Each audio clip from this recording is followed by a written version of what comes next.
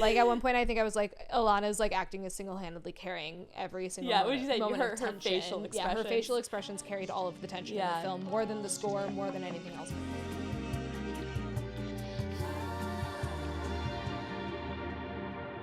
No, but you were walking home. You were walking home because we had watched False Positive at my place, which is originally what we were going to start talking about, but we didn't want to. Yeah, so going back to that, we watched it, I immediately left, so let's get into it. Yeah. So False Positive is the new pregnancy horror film from Illana Glazer. And John Lee was the screenwriter adapter. They co-wrote it, and then he directed it. And then it also stars Sophia Bush, Justin Theroux, and old James Bond daddy Pierce Brosnan, the sexy man. Mm-hmm. And basically the story, without giving away any spoilers, is Illana Glazer and Justin Theroux play a white upper-class married couple who are having trouble getting pregnant, so they go to see Pierce Brosnan's character, Dr. Hurdle? Yeah, Hindle, yeah. Who's a fertility specialist who's doing experimental methods of IVF. And what you see afterwards is this, horrific pregnancy experience play out. Wait, are we not going to spoil anything? It's kind of hard to talk about if we don't spoil. I think if you don't want it to be spoiled, skip ahead. That's the general intro. Go back, go watch it, pause this, watch it, come back. Now we're going to talk about it. Okay, cool. Great. I thought it was a really cool movie. I think we both agreed Illana was fucking amazing. Illana she was fantastic. I loved it. I was saying this yesterday. I love seeing comedy actors in drama roles because I actually think they have such a range of emotions. Comedy demands you be able to do so much with your acting, and so she was really the standout of this film. Yeah.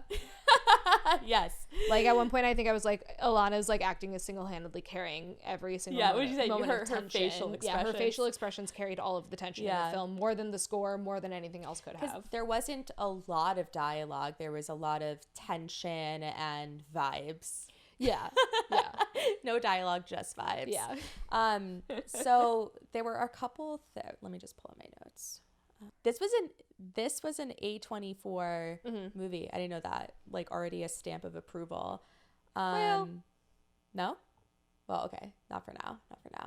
So what the movie focuses on is, or the message, the commentary the movie is giving is how pregnancy, fertility, giving birth, and abortions, everything surrounding it, is in the hands of the patriarchy. And I think also how white women are sort of like pick-me women and help support the patriarchy in bad sort of childbirth. And by that I mean...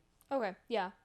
I think I know what you mean. Yeah, you look confused. Because, the word "pick me" threw me off for that because I didn't see it as applicable. I'm not like a radical lesbian, new age feminist. Yeah, I think it's a criticism of the patriarchy and also white feminism. Yeah, white feminism. Right. That's what I think the "pick me" threw me off, but like there's a whole situation. We watched a post interview with Illana Glazer where she basically is like, they're talking about how the character she plays is an Instagram feminist who, up until the point of her pregnancy, never really experiences any sort of difficulty in identifying with her own femininity. Yeah. Or struggle in securing her position within the patriarchy. Yeah. She works for an entirely male team. She has a husband who dotes on her but hates her friends.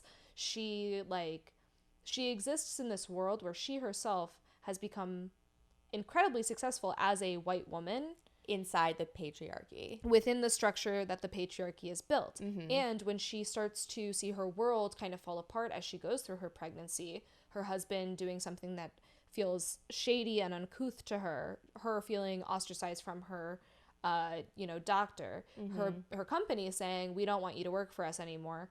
She then tries to her brain then turns to a black woman who she creates a fantastical misrepresentation of.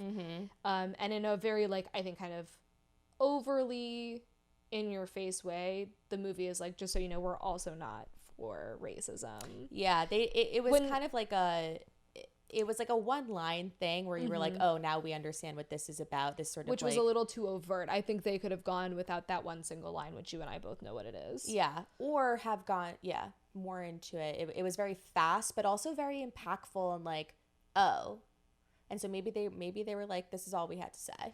Yeah, I don't, from a film critic standpoint, they didn't earn that moment. Or it would have been stronger without it, because it's like, feedback. To me, that says, oh, your audience is stupid and it can't understand it without me explicitly saying it to you.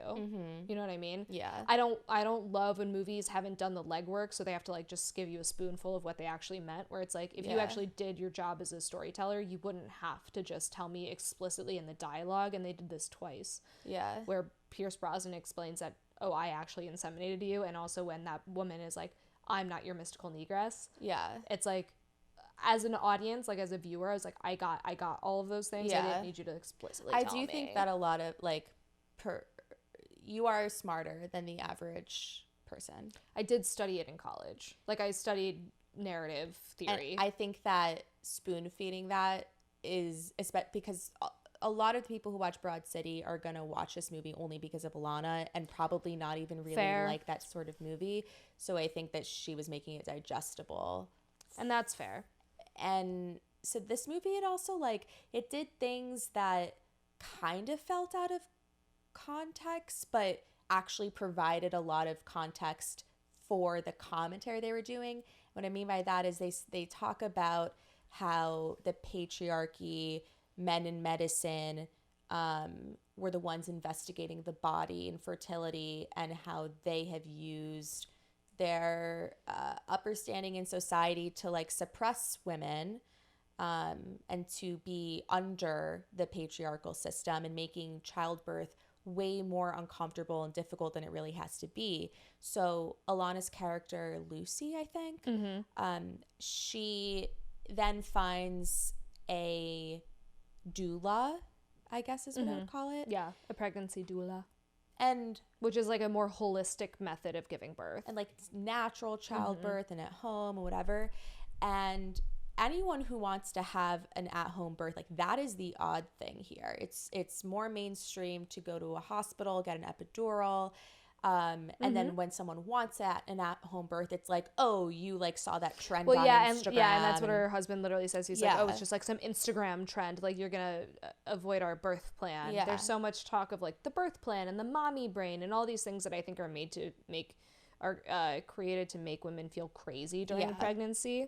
A note on patriarchy and pregnancy, something fun that maybe not everyone knows, is that the way that we currently give birth now is not necessarily like the most advantageous way, but it was popularized because of King Louis the 14th of France, of course, who invented the reclining childbirth position.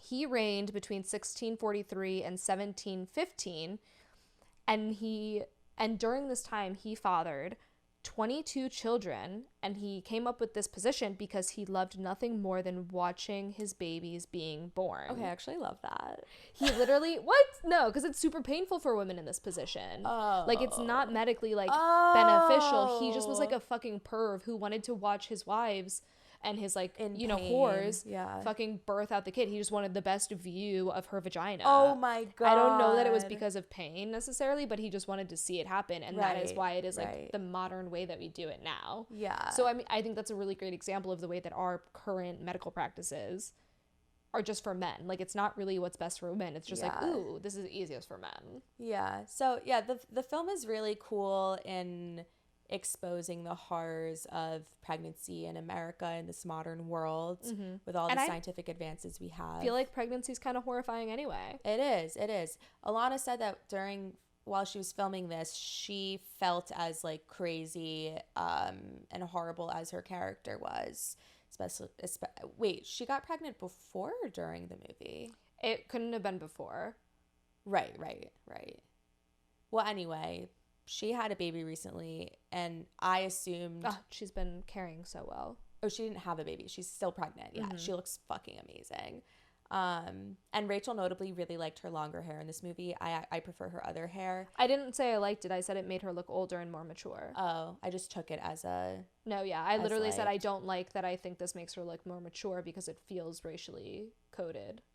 Oh, I don't think I heard the racially coded part. Because the way that we police kinky hair or like curly hair in the workforce, I didn't like that. My first association of seeing her with straight hair was like, oh, she looks so mature. Right. I realized that was my own bias when I saw it. Yeah. That was what I was trying to say. Oh, okay. Yeah, I get that now. Yeah. There was a woman who wrote an article about when I was doing research for this, for some like stupid newspaper, like New York Post or whatever, I don't know. And she was like, this film was a flop. It was so bad. And I'm like, bitch, the film is not doing well critically. You are the nurse in the movie. I think this was a really important movie. And I think Illana, it was really good for her own... It was good for her to process trauma that she had experienced recently with the loss of a friend. And I would want, like, I hope this becomes a cult classic in the future. So I think if... So this movie is being reviewed, and I mentioned this to you